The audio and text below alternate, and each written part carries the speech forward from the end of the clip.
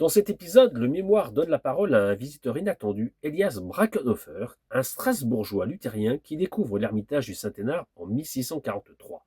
Son témoignage apporte un regard extérieur, concret et très vivant sur le lieu, son accès, ses habitants et leur mode de vie.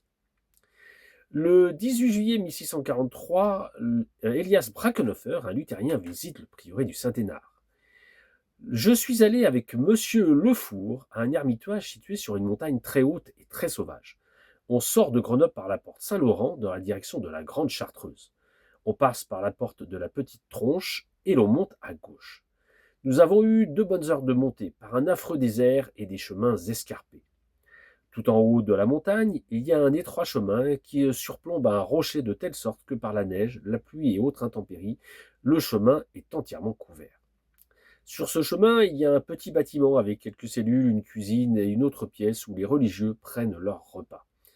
De ce bâtiment, on domine la ville et tout le pays, où l'Isère est très gentil à voir, en son cours sinueux et serpentin.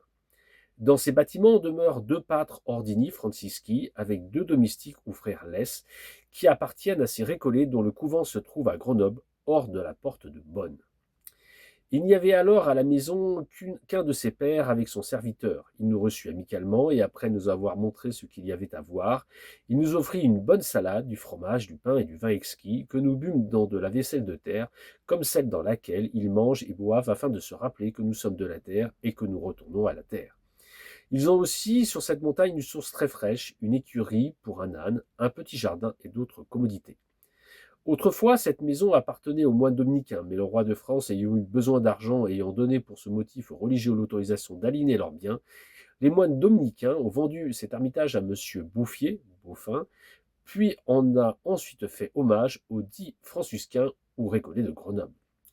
Ce couvent envoie tous les ans ou tous les 2 ans 2 autres pères là-haut, et il faut que tous les matins les serviteurs aillent chercher les repas au couvent et les montent.